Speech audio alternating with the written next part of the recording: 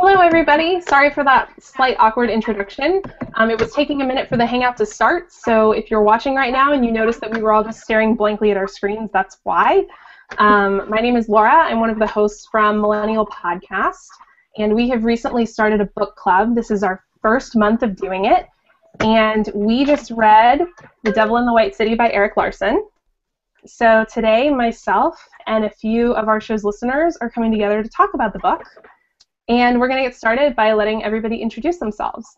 So, Amy, we'll go ahead and start with you.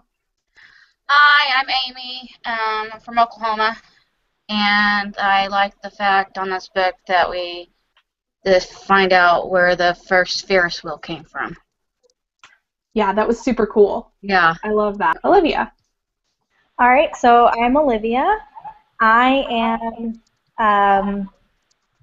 kind of lived all over, but right now I'm about 40 miles from Laura in Georgia. So but something I found interesting about the book was also kind of like what Amy and Laura was saying about how many different things were influenced by the World's Fair. And the one thing that really stuck out to me was how much Disney was actually influenced by the World's Fair, and how the World's Fair was almost like the first, I guess, phase of what would then later be kind of Epcot. And I think that that's really interesting, and to make that sort of connection with Disney and how much the Disney family, both of father and son, were influenced by the World's Fair. That's super interesting. Also something I didn't know. So Yes. I feel like we all learned a lot from this book, including how to be super creepy. Yes. All right, and our last participant. Okay. Hi, I'm Sean.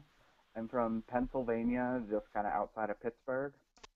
And one thing, I learned a lot from this book that I found interesting, mainly like how many things were invented because they were just trying to like one-up the Paris Fair from however many years beforehand. It just seemed like a very American thing to do. Yeah, it was. What was the line? It was like, we have to out Eiffel Eiffel. Yeah, I think that's what it was. Yeah. It was like, it definitely kind of felt like America was trying to have a competition to find out, who was bigger. Yeah, Mm-hmm. exactly. Very valid. Literally, that's why the Ferris wheel was built, because they wanted to top the Eiffel Tower. Yeah, I loved it. Well, very cool. I feel like you guys have started us out on the question that I wanted to pose to you first, so it's perfect. So I wanted to know how you felt about the World Fair, the Chicago World's Fair, featuring so prominently in the story. Did you feel like it was too much detail? Do you feel like the detail helped you? Do you think you would have rather just seen more of the story with Holmes? I can answer this one if you want. Yeah, please. It's open to anybody. So for me, the World's Fair stuff was really cool. However, I really wish there was less of it. It took me a really long time to get into the pacing of the book. I felt like it was slower than what I would normally prefer. So I was way more interested in the home story, and I really don't feel like there was enough of the Pendergast story at all. Like, I think that was, like, didn't even really necessarily need to be featured if it was going to be so, like, featured so little throughout the rest of the book. So Yeah. I was way more interested in homes and way not as interested in architecture. So I definitely would have preferred more homes. Yeah. Amy, do you have any thoughts on this? Yeah, I thought the World's Fair was really big too. I had a hard time reading through it because it was like slower paced than the murderer guy. So And Sean, did you have any thoughts on that? I know you mentioned something before we started recording. Yeah, I thought there was probably a little more of it than was absolutely necessary, because I don't think that there could have been a full book about just, H.H. Holmes murdering a bunch of women and children or anything. I think to make a full story like this, you needed the World's Fair stuff, but I think there was a little bit more detail than was absolutely necessary to it. Mm-hmm. I know I sort of agreed with you guys in that I felt like part one of the book, while I found it really interesting and I learned a lot from it, it did take me longer to get through part one than it took me to get through the rest of the parts. I feel like once I started part two, the rest of the story just flew for me and I couldn't put it down. So I agree with you on that point, but on the other, I feel like so much of the information that you get in part one ends up mattering later. You know, I think it helps make the story a little richer, but I mean, that's just an opinion, so. Editing. Yeah, okay, no, that's a fair point, absolutely. How does intertwining Burnham and Holmes's narratives work for you? And I just want to, and this is going to make me sound like, I used to be a teacher, guys, so like, don't judge me. Because I'm going to read part of the book right now. It starts out with a quote, right? It starts out with 2 quotes on the main page. And the first one says, "Make no little plans, they have no magic to stir men's blood." And that's Burnham. And then the next one is, "I was born with the devil in me. I could not help the fact that I was a murderer, no more than the poet can help the inspiration to sing." And I feel like that sort of sets the tone for this story, intertwining those 2 people's narratives. Does that work for you? Do you feel like those 2 characters provided a sufficient amount of contrast for you? Do you think that they were similar in any ways? I'm going to open up the floor to you guys. I thought they were way different. Just, they're both extremely smart. They have so many different backgrounds and life history. It just made them intriguing in different ways. Mm-hmm. Definitely. What would you say intrigued you the most? I'm going to start with Holmes, obviously, because I think he's the most interesting character for a lot of people.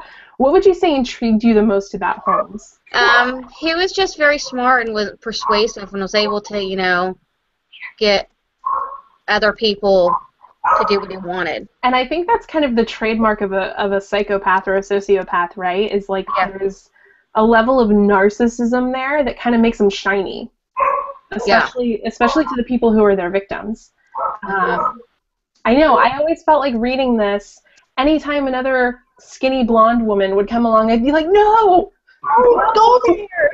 Exactly, run away! No! Or like anytime somebody would make him they would basically sign over their life insurance to him, I was like, why? Like, why? But Pretty I much guess the whole time I was just thinking, why are people in the 1890s so gullible with everything? Like, why would I want to make some stranger the beneficiary of my multi-$1,000 life insurance policy? Yeah. Like, how does that benefit me? Yeah, and I think some of it, too, might be that he was really attracting young, naive people. People who maybe might not have made those same deals if they were a few years older. And it's really interesting because you see this sort of like contrast in the way that women were behaving in Chicago at the time as opposed to how they were behaving everywhere else. In Chicago, they were working, they were living alone, things that young unmarried women didn't do. And it was like being in Chicago changed them, and it could be that part of it was just naivete. Honestly, but I agreed with you. Every time something else like that happened, I was like, the guy has a murder house. Like, come on. Any other thoughts about how the characters of Burnham and Holmes relate to each other? I liked seeing how similar they were they were both very intelligent, obviously, and they both kind of had things that they wanted to do. And, I mean, Holmes designed his hotel, right? So it's really interesting to see how he kind of had his hotel that he designed, but he didn't feel the need for everyone to know all the secrets about it and all the, like, crazy stuff that went into it. But Burnham was, one of the architects of this big fair and wanted everyone to come and see how great it was. So they both had these big projects they were working on. It was just kind of, Holmes didn't seem to have the ego that Burnham maybe had with showing off the things he could do. Mm-hmm. Yeah, well, I think Holmes was definitely very, he regarded it as being a very personal thing. I think it talked about at one point that he actually got sexual release from being able to hear people screaming from inside his little gas chamber. And for anybody watching who hasn't read this book, this all happened. This is all real. This is not fiction. I think interesting about that is that a lot of, and I'm like a crazy history buff, so I'm really interested in people's sources, which is probably the most boring part of the book that nobody else read. But I think something that's really interesting about Holmes' story is that a lot of it comes from his own personal memoir that he wrote when he was like later in life, and they're at it again. But I think it's really fascinating because for a while a lot of it was really controversial because people just didn't believe that somebody could actually do all of the things that he does. And so people were really fascinated, I think, or just didn't believe it. They would put his murders and things like that within a range, like a numerical range, versus actually saying, like, no, this is how many he actually killed, because people just didn't believe all of the stories that he had written in his memoir. Yeah. Yeah, I know you're right. I mean, they even said at the very end that they will never know exactly how many. I think they said the highest estimate was 200, which they thought sounded a little too high. But yeah, it's definitely difficult when you're basing a historical retelling of something off of the memoir of a very unreliable narrator, right? I would say Holmes is very unreliable, and I would question the validity of what came from his memoir, but I still think it made a really good story. So. Oh yeah. Kind of mentioned that. Well, because you mentioned the sources for his writing. I remember the one section of the book when they're describing when he locked I think he was married to her. I think he locked his sister-in-law in the vault. Yeah. And it's describing like how she dies. That made me just question a lot of it because I'm thinking, what's his name? Erik Larson. He goes into like what she's kind of thinking and doing inside, but I'm just thinking, how would you know? Because she obviously didn't make it out. Yeah, so there's definitely a degree to which I think he's projecting and maybe filling in some of the gaps, for sure. Yeah. Well, and that's something that I think is a really interesting piece too, because when you're writing a narrative nonfiction, I think it's really fascinating to kind of figure out where the line is drawn between making stuff up and when it's adding to the story as kind of your ability as an author just to take this nonfiction narrative and turn it into something that's more of a fictitious narrative, but rooted all in fact. Yeah, I think the way that he sort of justified it or explained it was in like a preface. I seem to recall seeing something that said anything that you see between quotation marks was actually taken from official documentation at the time. I remember that. He said that quotes came from a letter or a written. Mm-hmm. Yeah, so I feel like we get some level of realism there. But I feel like as a reader, I'm probably willing to suspend my disbelief enough to enjoy the narrative, even knowing that it might not all have actually happened. I agree. I just, for some reason, I remembered that part thinking, well, you have no way of knowing what actually happened, but yeah, probably exactly what happened. Yeah, either that or it may have been way worse. Yeah. What happened in real life. I mean, Holmes is brutal. Like, when I got to the part, I was listening to the audiobook, when I got to the part of the book where they found the two little girls in the trunk, and I was eating. when this happened, I almost threw up. Like, I was like, nope. And I had to pause it and just come back to it later. Because some of it was just really gory. Incredibly. The hair, little girl's hair, you know what I'm talking about? Mm-hmm. Yeah. I was like, that was the moment when I was like, nope, we're just going to take a break from this and come back in a little bit. I mean, the only thing that kind of made me pause like that was when, near the end, he's talking about the letters that the little girls write to their mom. Yeah. I forget his mother's name, but the older sister says, he's no longer with us. And I was like, oh God, he did this to children too. Yeah, I know. And then when afterwards they found Pearl, the little girl from the beginning of the book, and I was like, oh my God. So now I want to talk a little bit about how do we make this relevant to us? How does this relate to our lives today? So I wanted to ask, do you feel like this story reminds you of anything that has happened in modern American history? Is it possible that something like this could happen in regards to both the fair and the murders?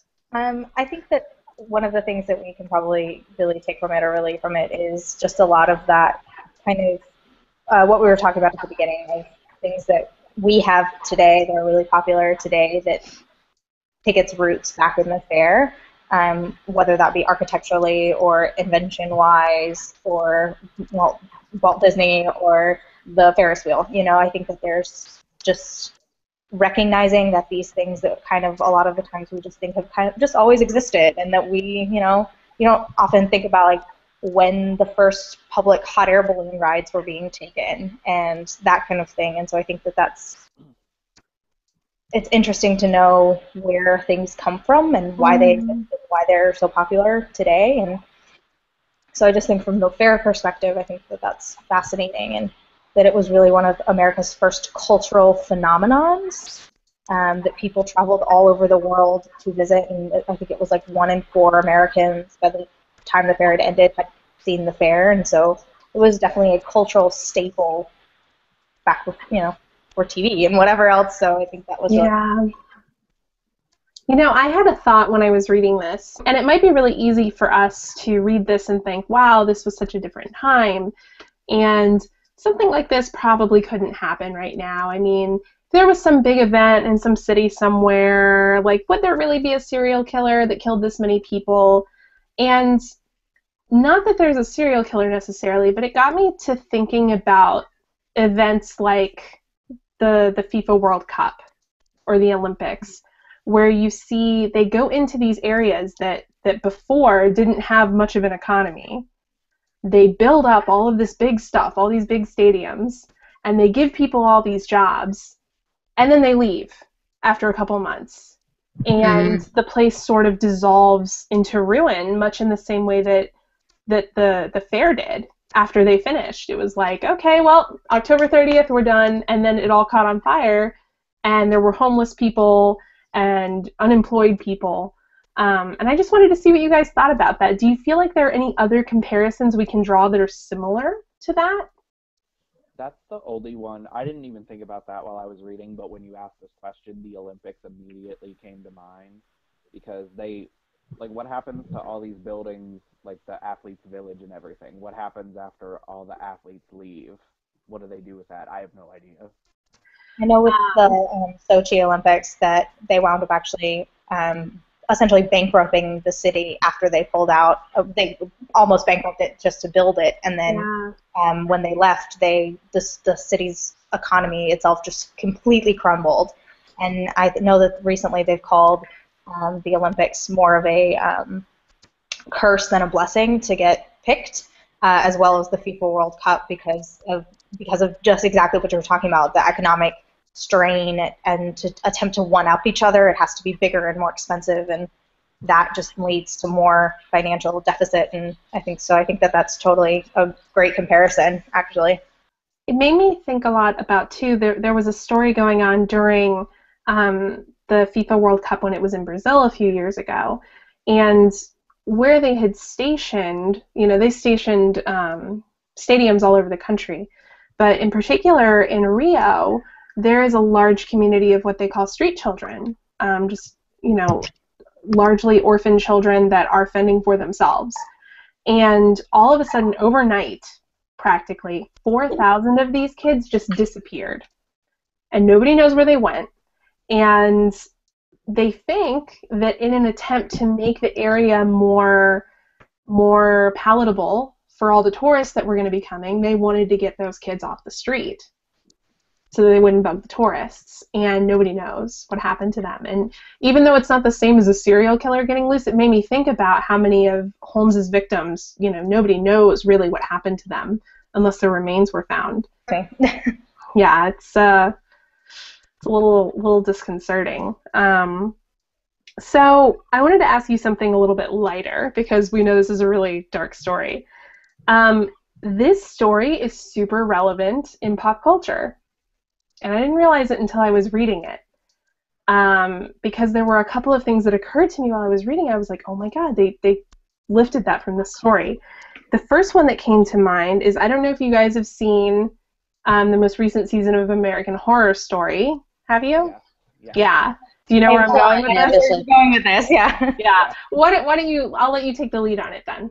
I know that, so like I said, I haven't seen it, but I recognize that a lot of people were comparing it to Holmes's, the American Horror Story Hotel was compared a lot with Holmes's, he had essentially built for himself, and that a lot of the creepy ways that American Horror Story Hotel was designed and shown to the audience was very similar in a lot of regard, but that's all I know really about it. But Sean, you were also nodding your head, I saw. Do you have anything you want to add on that? Yeah, the whole time I was reading the part about Holmes building his hotel, all I could think about was American Horror Story, because I was thinking, okay, so he's installing gas nozzles in the hotel rooms, for what reason exactly? He has like a secret soundproof vault and a big furnace that they said is bigger than any building that he of that size would need. And because in American Horror Story, I can't remember the character's name right now. Me neither. But he builds this hotel that has all these secret chambers, and like they throw bodies down the laundry chute to get rid of them. And I was just thinking the whole time, how is this not exactly like that? I know. I tried looking it up to see if like the creators of American Horror Story like had said publicly that it was loosely based on this, but I couldn't find anything. Yeah. Well, I think it's possible too that this kind of story could have gotten so permeated in our culture that they might not even know that this is where they got it from, right? They might have gotten the idea from watching something else that got the idea from this. Another example that occurred to me, do you guys watch How I Met Your Mother? This might seem like a strange connection, but I'll tell you how in a second. Have you guys watched the whole series? I didn't watch it. Okay. Not a huge fan of the show, but it's super easy to watch at night when you're doing something mindless. But I remember specifically, for those who don't know, the main character, Ted, is an architect. And there is one episode where he's contracted out by a guy who wants him to build a silent room in his basement. Oh, right. And he's like super creepy, and he's like, the show basically implies that he's killing people down there. Yeah. And I was like, oh my God, like even How I Met Your Mother did this. And Ted's an architect, which like really brings the whole thing together. I had forgotten about that. Yeah. After I finished this book, I was watching an episode on reruns or on Netflix or whatever, and Ted in the later seasons is an architecture professor, and he mentions Daniel Burnham in one of his lectures. Oh my gosh, that's so cool. It's good to know. They didn't go into any detail about what he did. He gets cut off before he can mention anything like that. But I'm thinking, oh my gosh, that's so weird. I think it's really interesting because I would not consider this book and How I Met Your Mother to be even remotely comparable in terms of how good they are. But it's just interesting to me that even like such pervasive stories can really kind of make their way down even to like our most basic of sitcoms. Right. I just find that really, really fascinating. Another question that I wanted to ask you guys is, was the White City real? And we know that obviously in terms of its physical structure, we know it was. But was this whole concept of Chicago as this place of opportunity because of the World's Fair, was it real or was it fake? I would say that the whole premise of the White City was probably, I would consider that to be kind of a false premise. Mm-hmm. I think that the concept of, come here for prosperity and all these cool things, isn't it great, all of these wonderful inventions that we've come up with and how fabulous, and your life is going to be so much easier after coming here and seeing all of what we have to offer. But just the financial strain of getting there, the cost of being at the fair, it was like $10 a day for people, which was obviously a lot more money then. And just the railroads not lowering their prices, the whole rest of the country was going through like a major financial crisis, and banks were closing, and I feel like it was more of an escapist thing rather than an actual reality, especially with seeing all kind of the nitty-gritty of the backdoor stuff that was going on and how much difficulty they had even in just creating it. And I feel like it was a huge facade rather than a real physical thing. Yeah, it's a good point. Amy, do you have any thoughts to offer on that? I agree with what Olivia was saying. Mm-hmm. Just they didn't lower prices, and everything was so expensive, and we're still fairly a new country, so just Definitely. the expectations of a new country having a World's Fair and stuff. So it's pretty cool. Yeah, absolutely. And Sean, any thoughts on the question? I don't know, because my immediate response is it was real, but only temporarily. Like, it was real for, at least maybe the years they spent building and planning everything, because at least when they were building everything, you could go there and get a job because people were either killed or quit so suddenly all the time that they needed more bodies. So I mean, you could go there and get a job and maybe live a better life for a while, but then what do you do when it's all over? Yeah, I agree. In the end, was it really worth it? I don't know. Well, for some people it wasn't, certainly. So I want you to think about all the things that you guys just said. Let's sort of like take a step back. You said all these things about the illusion of the White City, and I think you're absolutely right. Can we apply any of what you've said about the White City to H.H. Holmes? Could we almost compare the two of them as characters? Yes, I think that's actually a stronger comparison even than Holmes and Burnham. I think that the comparison between Holmes and the White City as characters is almost even a stronger comparison. They're fleeting. They're massive facades. I think he's got like 8 different aliases just in the first 2 sections of the book. So I mean, the man is nothing if not kind of false and facade-like, and I think that's kind of the fingerprint of a psychopath is just trying to put up a certain front every single day in a lot of different ways, and managing kind of all of your different personalities for the different people in your life in order to put off this feeling of normalcy. And I think that's very similar to kind of what the White City was doing in a lot of ways. So. Yeah. Can anybody think of a way in particular that the White City might have promised something to people the same way that Holmes made promises to people? Well, I remember reading in it somewhere that, or I think you even mentioned it earlier, that there were, like, even single women could get jobs in Chicago. So, they kind of came with this expectation that they could get a better life for themselves, and then a lot of them even met Holmes and kind of expected him to be a great husband, and then they didn't last more than a couple months either.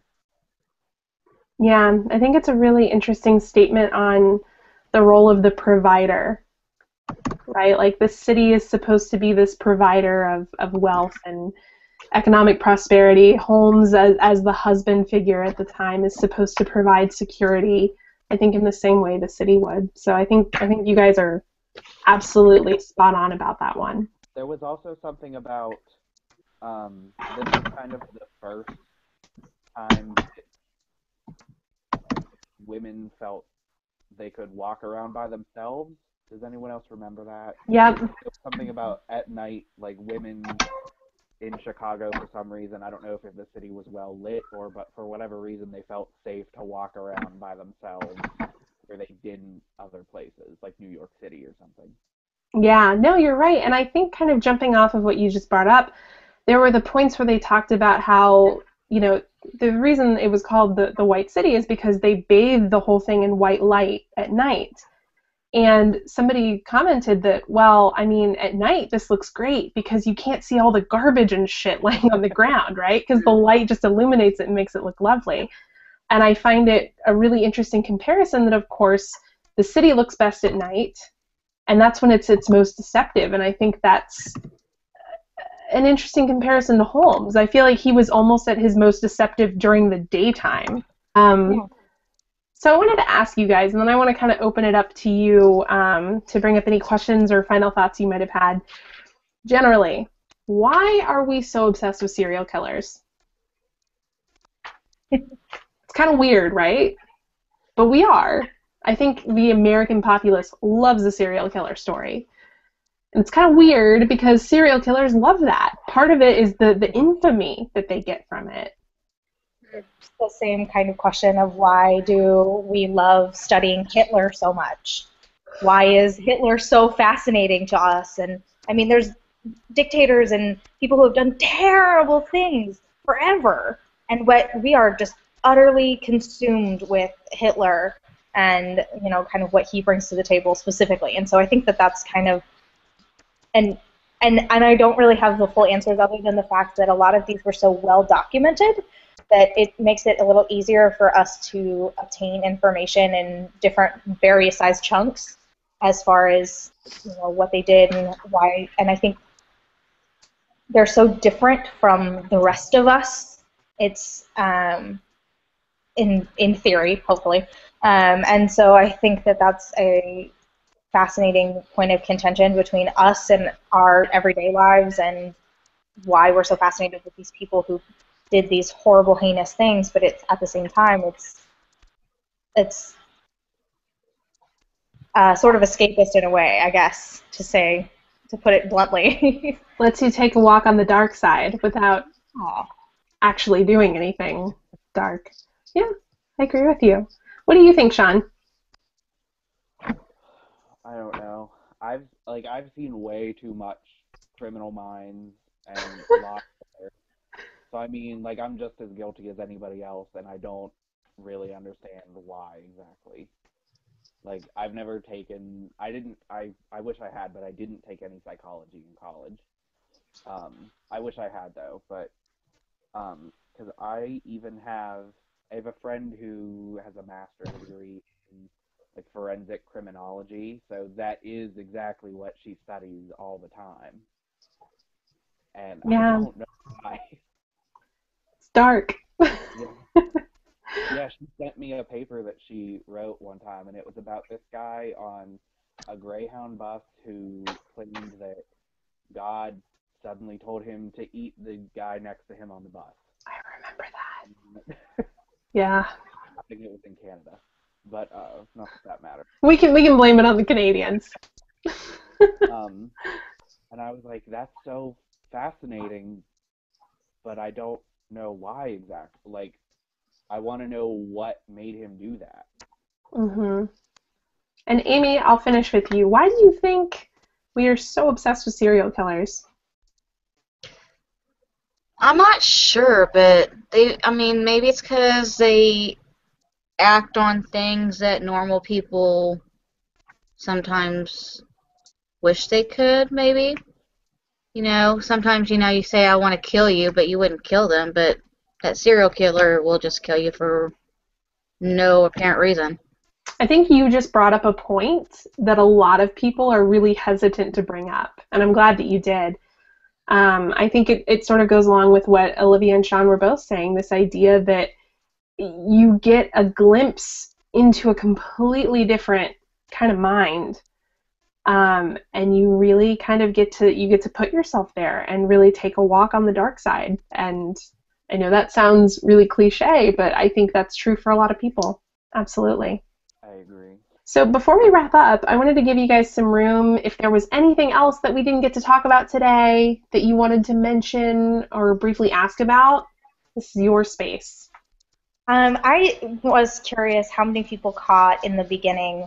I assume most people did, but I was curious with because I bought a used copy of the book, and the girl or person who was ever had the book before me took very copious notes about all the inventions and like the names, picked up on all of that, and was writing. It was very fascinating actually to read some of her notes in the book, but I didn't know she picked up right away on the fact that in the very beginning of the book that was the Titanic that the other person was sailing on, and I was curious as to how quickly I think how quickly everybody kind of picked up on names and inventions, and like, did you know right away when you read about this balloon filled with air that was hot air balloons, and did you know right away that when Ferris was introduced that was going to because of the invention of the Ferris wheel, or like kind of how long did everybody kind of take to start registering things? Because sometimes I got it quickly and sometimes it took me forever. So